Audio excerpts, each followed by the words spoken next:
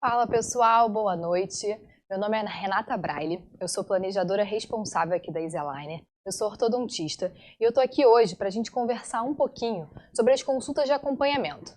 Muitas vezes as pessoas vêm me perguntar o que eu preciso fazer, o que eu não preciso, tenho umas dúvidas. Eu vou tentar hoje esclarecer para vocês um pouquinho do que eu acredito sejam pontos essenciais para a gente passar e conseguir ter uma boa consulta de acompanhamento e, consequentemente, um bom tratamento com alinhadores para os nossos pacientes. Vamos lá! A primeira coisa que eu gostaria de mostrar para vocês é como que eu faço a divisão da minha consulta. Independente se eu estou tratando de alinhadores ou se eu vou estar tratando de uma ortodontia fixa, nos dois casos eu divido a minha consulta sempre em checagem da evolução, parte clínica e interação. O que vai mudar entre uma consulta de alinhador para uma consulta de um aparelho fixo? Vai ser o tempo que eu vou gastar em cada uma delas. Eu diria para vocês, na parte da checagem da evolução do tratamento, ele vai ser basicamente igual. Não vai mudar muito, nos dois casos eu vou ter que ver praticamente a mesma coisa. Já a parte clínica é uma parte que faz muita diferença com os alinhadores. O nosso tempo diminui drasticamente. Eu tenho muito menos coisas para eu intervir na boca do meu paciente. Em compensação, a minha interação com o paciente, eu tenho mais tempo. Eu posso usar mais do meu tempo para ter a minha conversa, o meu diálogo, e a gente vai ver mais na frente o quanto isso é importante para um bom tratamento com os alinhadores. Então vamos passar ponto a ponto o que eu faço em cada etapa. Estou passando aqui, vamos lá. Leio. Checagem da evolução. O que eu vou olhar nessa parte? Esses 4 pontos. O encaixe do alinhador na boca do paciente. Vou comparar a boca do meu paciente com o modelo 3D que a gente envia no box de vocês. Vou avaliar a condição física do alinhador, vou ver como esse alinhador está. E vou fazer uma checagem de pontos de contato e espaços. Vocês podem me perguntar, mas o que eu tenho que olhar em cada uma dessas etapas? Vamos passar uma a uma. O primeiro deles é o encaixe. Nessa hora, vocês vão ver uma palavrinha que é muito comum quando a gente fala de alinhador, tracking. O que é o tracking do alinhador? É o encaixe, é o quanto eu tenho encaixado do meu alinhador no dente. Se existe algum espaço entre o alinhador e o dente, ou se o dente está totalmente encaixado. Se a gente tiver alguma desadaptação, que a gente vai ver as possíveis causas, a gente vai ter uma perda desse tracking. Se tudo estiver ok, todos os meus dentes estão bem encaixados, ótimo, meu tracking está presente, eu posso dar continuidade para a próxima etapa. Mas, se eu não tiver um tracking perfeito, eu preciso intervir nesse momento. E a gente vai poder intervir de duas formas diferentes. A primeira dela vai ser se for uma perda de tracking individualizado. E uma outra maneira vai ser se a gente tiver perdido o tracking de uma forma geral, uma perda generalizada desse tracking. Se a gente estiver falando da perda individual, o que a gente vai visualizar no alinhador? A gente vai ver os dentinhos encaixados, mas um único dente, fora da sua posição. Então a gente consegue ver o alinhador aqui embaixo e o dente aqui em cima. Significa o quê? Que a gente perdeu esse dente. Todos os dentes acompanharam o movimento, mas esse dentinho aqui, coitado, não conseguiu acompanhar a movimentação. Quais são as principais causas dessa perda individual do tracking? Elas estão aqui. Primeiro deles, será que o attachment caiu? Pode ser um dos pontos. Se a gente estiver falando principalmente do movimento de extrusão ou de rotação, é muito comum que se o attachment for perdido durante as fases, o dente não vai conseguir descer. Então, um dos pontos seria recolar esse attachment. Se a gente conseguisse recolar esse attachment, a gente solucionaria esse problema. Ponto número 2. Falta espaço para esse dente descer? Na ortodontia fixa, a gente consegue muitas vezes dar aquele jeitinho, coloca um fio mais grosso e o dente vai quase que na marra entrando na posição que a gente quer. A gente empurra um para um lado, um para o outro e ele vai. No alinhador isso não acontece. A gente precisa de espaço para o movimento acontecer. Então muitas vezes, se o ponto de contato estiver muito forte, esse movimento não vai acontecer. Então nas consultas de acompanhamento, a gente precisa checar os pontos de contato. A gente vai ver isso mais na frente. Mas nesse caso, quando a gente viu, se eu chequei no movimento de extrusão e ele não está vindo e eu tenho os pontos de contato muito fortes, talvez a solução seja romper esses pontos de contato. E por último, excesso de resina. Excesso de resina, Renata, aonde seria esse excesso de resina? Esse excesso aconteceu lá na consulta inicial, na hora que você estava fazendo a instalação do attachment. Na hora que a gente está colando o nosso attachment, a gente tem um escoamento de um pouco de resina em torno do casulo, né, do attachment. Se a gente não remover essa resina, ela vai formar uma área que vai gerar uma desadaptação no nosso alinhador, que vai dificultar o nosso movimento. Muitas vezes ele vai travar até o nosso movimento. Então, se você checar e tem um pouco de excesso, às vezes só da remoção desse excesso, uma broca esférica de baixa rotação ou com uma multilaminada, a gente já consegue solucionar esse problema da adaptação. Os principais movimentos que a gente vai ver que acontecem na perda de track individual, é claro que isso pode acontecer com qualquer movimento, mas os mais frequentes são, primeiro, extrusão. É um movimento que o alinhador tem uma dificuldade de fazer e precisa, às vezes, de ajuda. Então, a extrusão é um movimento que isso acontece. A rotação e, algumas vezes, a distalização. Como é que a gente pode, se o paciente chegar para a gente num caso como esse aqui da ilustração, que a gente tem um gap grande entre o alinhador e o dente, se a gente só recolasse o attachment ou rompesse o ponto de contato, não seria suficiente, porque o dente já ficou lá para trás, ele já não tem um encaixe do casulo do attachment no próprio dente para esse movimento conseguir acontecer. O que a gente faria nesses casos? Nesse caso, o que a gente pode fazer seria usar um box em triângulo para a gente solucionar. Como é que a gente faz isso? Primeiro ponto de tudo, a gente vai parar o alinhador que a gente está naquele momento. Então, na hora que a gente parar, todos os dentes vão estar com o tracking ok, e só esse dente vai estar perdido o tracking. Então, eu vou fazer o quê? Eu vou pegar o meu alinhador superior no dente que eu perdi o meu tracking, vou cortar ele no próprio consultório, e vou colar um botão na vestibular desse dente. Vou fazer a mesma coisa no arco inferior com 2 dentes. Para quê? Para a gente conseguir ter a força de 2 dentes puxando a força de um dente. Pode ficar tranquilo que embaixo a gente não vai ter uma extrusão. Por quê? O próprio alinhador vai estar segurando os dentes, impedindo que esse movimento de extrusão aconteça. Então, só esse dentinho aqui de baixo, que a gente não tem o contato dele com a placa, vai extruir e recuperar a posição dele. Um ponto muito importante, nessa fase tem que remover o attachment desse dente, porque se a gente não remove, ele vai acabar batendo no próprio alinhador e não vai deixar ele descer. Então a gente remove o attachment, cola os nossos botões, usa um elástico em triângulo. Acho que nesse caso, na maioria das vezes, eu uso um 3,16 médio, é uma força ok, mas vale-se sempre vocês testarem a força no consultório. E eu acredito que em 15, 20 dias, seu paciente pode retornar ao consultório, você já vai conseguir verificar se esse dente chegou na posição, ele já tendo alcançado a posição que a gente tinha perdido antes, você pode reinstalar o attachment e passar para a próxima placa. Uma outra opção, ainda com esse mesmo problema, seria se a gente colasse um botão na face vestibular do dente que a gente perdeu o tracking e pela parte lingual a gente vai cortar 2 pontinhas para fazer um ganchinho. E aí a gente liga a parte vestibular, a parte lingual do dente para a gente conseguir o mesmo vetor de força para extrusão desse dente. Os dois funcionam muito bem. Eu prefiro a opção do triângulo. Ela mesmo sendo um pouco menos estética, eu acho ela mais confortável e mais prática para o meu paciente. Essa opção aqui de baixo seriam para quando a gente tiver algum problema de rotação ou distalização. Nesse caso, a gente está usando os alicates de pressão, os pressure points.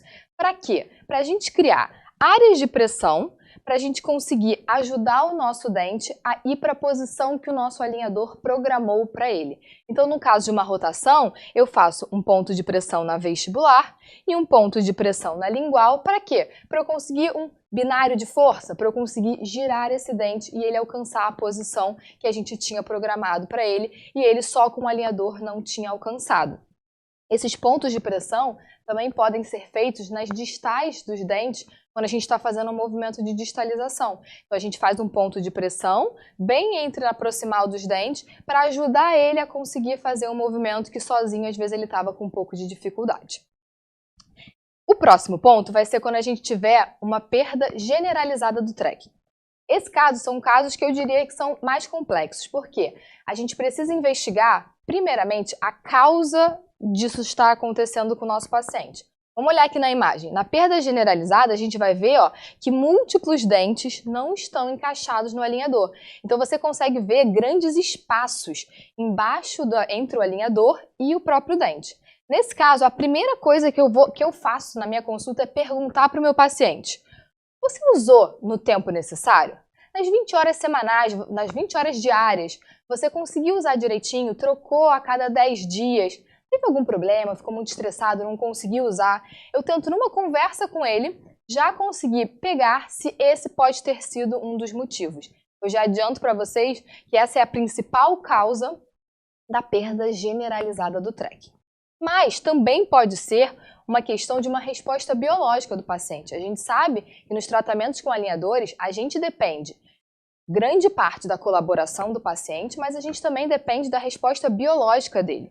Então, muitas vezes, esse movimento pode não estar conseguindo sozinho ser realizado. Então, a gente pode precisar, às vezes, de mecânicas que ajudem esse movimento a acontecer. Então, a gente precisa planejar, às vezes, um elástico de classe 2, de classe 3, ou então um elástico de distalização, um elástico de mordida cruzada, para a gente conseguir, já nesse meio do tratamento, intervir para que essa perda de tracking generalizada não evolua durante todo o tratamento.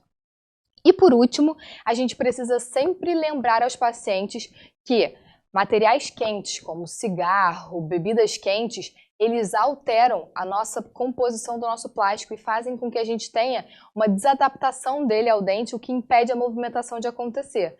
Não vai ser algo que você vai olhar o alinhador dele e você vai dizer: nossa, ele tomou algo quente, deformou meu alinhador todo. Mas vai ser algo que na boca vai impedir que os movimentos aconteçam. Então, é muito importante essas perguntas serem feitas para o paciente para a gente conseguir ir na causa do problema, para aí sim resolver, para conseguir solucionar ele, né? E aí, como é que a gente soluciona nesses casos? Nesse caso, não tem jeito, a gente precisa voltar placa. Não adianta a gente ficar insistindo em evoluir, que a gente não vai recapitular essa perda generalizada. Então, o que a gente tem que fazer? Vamos dizer que a gente estava na placa 5. A placa 5 já estava com o tracking perdido total. Eu vou botar a placa 4. Ainda achei que não estava bem encaixada. Fui para 3. Na 3 eu achei que ela estava com um encaixe perfeito. Então, ótimo. Essa foi a hora que a gente perdeu entre a placa 3 e a placa 4 o tracking do nosso tratamento. O que a gente vai fazer? A gente vai replastificar essas 3 placas que ele já tinha usado e vai pedir para o nosso paciente voltar a usar ela por 10 dias, um total de 20 horas por dia, e além disso eu vou pedir para ele morder um dispositivo plástico, um canudinho, um sugador que você tenha no consultório, ou até os dispositivos que a gente consegue hoje em dia já comprar nas dentais, já são próprios para o uso dos alinhadores. Você vai pedir para ele morder bem, para a gente conseguir recuperar esse dente. E a partir da placa 3, a gente vai seguir em frente. Aqui é uma parte que eu gosto sempre de passar um pouquinho da minha vivência com o uso dos alinhadores para vocês em relação ao tempo de consulta. Essa é uma dúvida muito frequente que eu recebo. Quanto tempo eu preciso ver meu paciente de novo? Eu posso entregar o box para ele e ver ele no final do meu box? O box a gente teria 15 alinhadores? Para mim a resposta é não. A gente não deve fazer isso. Quanto mais cedo a gente conseguir intervir em problemas que aconteçam, melhor. Então imagina, nesse caso, a gente chegou ele na placa 5, eu vi que tinha um problema ali, eu voltei 2 placas e eu recomecei meu tratamento. Imagina se eu libero meu paciente para usar 10 placas e ele perdeu o TEC na placa 3. Olha o tempo de tratamento que foi perdido, que eu vou precisar recapitular para conseguir seguir com o meu tratamento. Então, quando as consultas de acompanhamento são feitas num espaço menor de tempo, a gente consegue intervir mais cedo para possíveis problemas que aconteçam no alinhador. E se a gente pega cedo, a gente resolve cedo e faz com que o nosso tratamento ande melhor. Então, eu sempre gosto de ver meu paciente no máximo a cada 5 placas. Uma dica para vocês que estão começando com os alinhadores, que não têm muita experiência, vejam seus pacientes mais vezes. Para quê? Nesse início, vai ser difícil você saber exatamente o que fazer, como fazer. Então, se você pega os problemas mais no começo, você vai conseguir solucionar eles muito melhor. Então, veja o paciente com mais frequência. Para quê? Se a gente precisar voltar alguma placa, a intervenção for ser uma intervenção menor. O próximo ponto, então, a gente checou o tracking do nosso paciente. Vi se está perdido, se não está, se estava, recuperei. Mas se estava tudo ok, o que eu vou fazer? Eu vou fazer um double check. Eu vou olhar agora a boca do meu paciente e eu vou comparar ela com o modelo. Qual modelo? O modelo que vem dentro do seu box. Cada modelinho desse ele é numerado com o número do alinhador. Então é só você ir lá no seu box, você vai buscar o alinhador da fase. Ó, esse meu paciente está no alinhador 5. Eu busco o modelinho dele, 5, eu já deixo previamente aberto ele na minha bancada antes do paciente chegar, olhei na boca, o tracking está tudo ok, eu vou fazer uma comparação do meu modelo com a boca do meu paciente. É mais uma forma de eu verificar isso. Isso é uma das coisas que eu acho muito legal da gente enviar os modelos para vocês. Além da autonomia para vocês refazerem alguma placa caso seja necessário, a gente consegue fazer um belo acompanhamento do tratamento do nosso paciente. Então, eu sempre comparo a boca do meu paciente com o modelo da fase atual. O próximo ponto é um ponto que muitas vezes passa despercebido, mas eu acho muito importante a gente olhar. Eu sempre pego a placa que está na boca do meu paciente, que ele está lá seus 10 dias usando ela, e vou fazer uma análise de como ele está. Para quê? Para pegar ele no pulo, ver se essa placa não está muito nova. Será que ele usou direito? Principalmente os pacientes mais novos, que às vezes é mais difícil a gente manter eles motivados. Eu gosto sempre de olhar. Aqui a gente consegue ver a diferença entre duas placas. A da direita, uma placa nova, e a da esquerda, uma placa mais usada. Vocês conseguem ver a diferença na translucidez da placa? Quando o paciente usa a placa, ela muda um pouquinho de cor, ela continua transparente, mas ela fica um pouco menos translúcida. E outro ponto que eu sempre olho, esse aqui talvez seja um pouquinho mais difícil da gente conseguir ver aqui na imagem, mas bem na proximal do dente, nessa regiãozinha aqui, é uma região que às vezes quase chega a acumular tártaro, dependendo de quão boa ou quão ruim é a higienização desse paciente. Então a gente consegue ver que a placa tem um pouquinho de resíduo ali acumulado. Então a gente sabe que ela foi usada. Pacientes que têm, às vezes, um pouco de apertamento, a gente consegue ver essa placa edentada. Tudo isso são indicadores que esse paciente está usando. Às vezes uma placa que seja muito novinha seja um alerta, não quer dizer que ele não está usando, mas pode acender um alerta aqui na nossa cabeça de essa placa está muito nova, ele está com perda de tracking generalizado. Pode me ligar uma luzinha me lembrando de, vamos ver se ele está usando mesmo, né?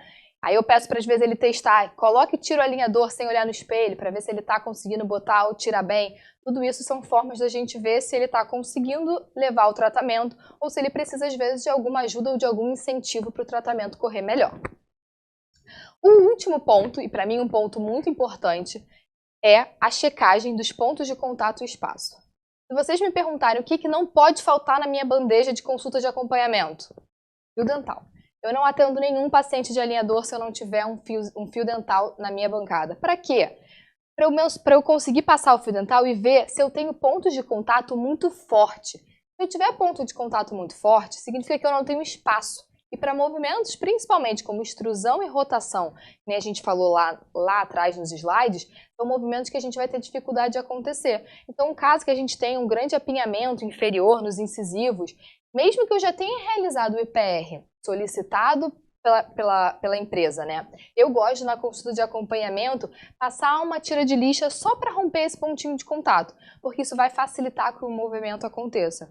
Então, na minha checagem de evolução, eu sempre verifico os espaços. Se eu estou distalizando, eu comecei a ter espaços aparentes, o paciente começou a me relatar que alimento fica preso, isso é um bom sinal, a gente está tendo que abrir espaço para conseguir esse movimento de distalização. Então, são coisas que eu checo na minha consulta, na evolução do meu caso. Então, agora, depois que eu fiz essa evolução, eu vou passar para a parte clínica em si. O que eu tenho que intervir no meu paciente nessas consultas? Primeiro de tudo algum atátma caiu? Se algum atátma caiu, eu preciso recolar esse atátma. A gente não pode prosseguir com o tratamento sem esse atátma estar colado.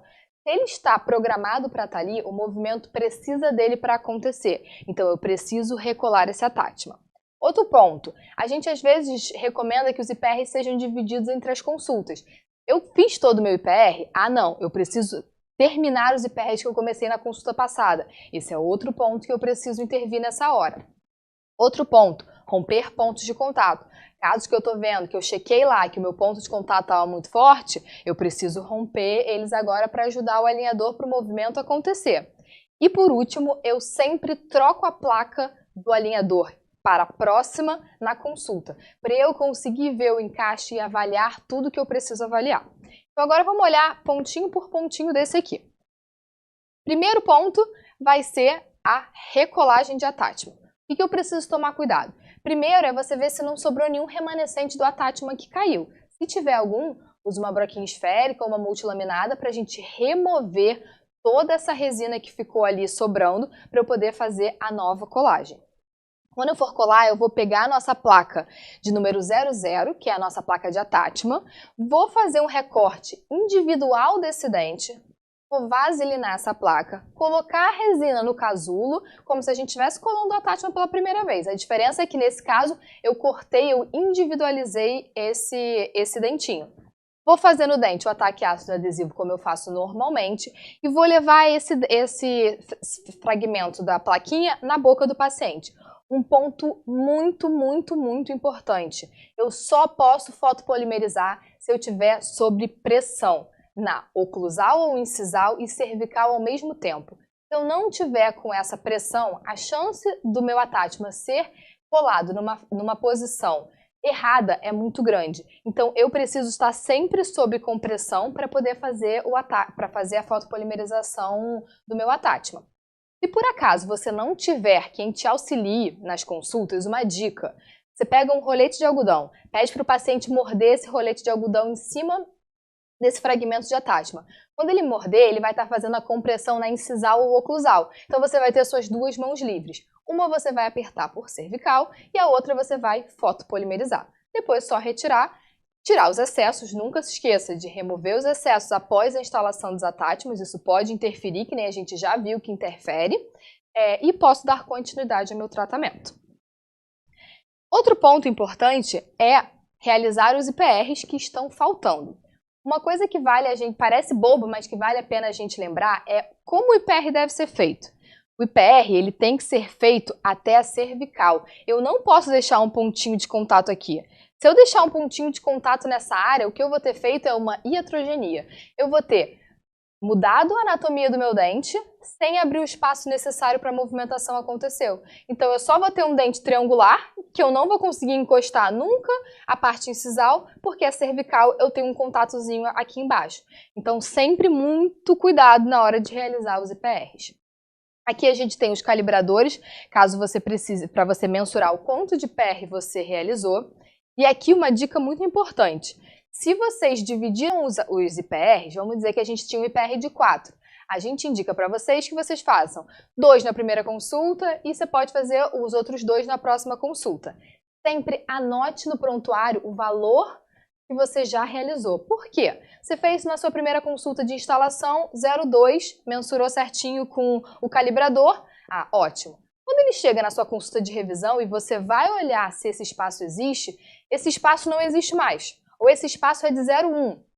Aí você vai pensar, então eu preciso fazer para chegar no 0,4 mais 2 ou mais 3, dependendo do quanto de espaço tem remanescente ali. E não, se eu fizer, no caso, se eu tinha mais 2, faltou mais 2, eu já tinha feito 2 e agora eu não tenho mais nenhum espaço e eu vou fazer de novo e fizer 4, no total eu vou ter feito 0,6. Então deixe sempre anotado quanto que você fez para você conseguir fazer o que está faltando anotado e não o que está faltando na boca, porque esse espaço, durante o uso dos alinhadores, já vai ter sido consumido. Então, essa parte do IPR é muito importante. O IPR ele pode ser feito com disco, com broca ou com tira. Eu digo para vocês, quem está começando e ainda não tem muito controle ou tem um certo receio em danificar a anatomia do dente, a forma mais segura é a gente usar a tira de lixa. Eu gosto de fazer 0,5 na tira de lixa, eu não gosto de usar disco. Mas tem gente que gosta e tem habilidade sem destruir a anatomia do dente, faz muito bem. Mas até o 0,2 eu acho que com a lixa a gente faz muito bem. Com o disco a gente acaba passando um pouquinho mais. Então eu recomendo para vocês, principalmente quem está iniciando com a gente agora o uso dos alinhadores, faça os IPRs usando a lixa. É a forma mais segura e evita que a gente faça possíveis iatrogenias de mudar a anatomia desse dente de uma forma que a gente não deseja. O próximo ponto vai ser a troca dos alinhadores na consulta. Por que eu gosto de fazer a troca dos alinhadores na consulta comigo?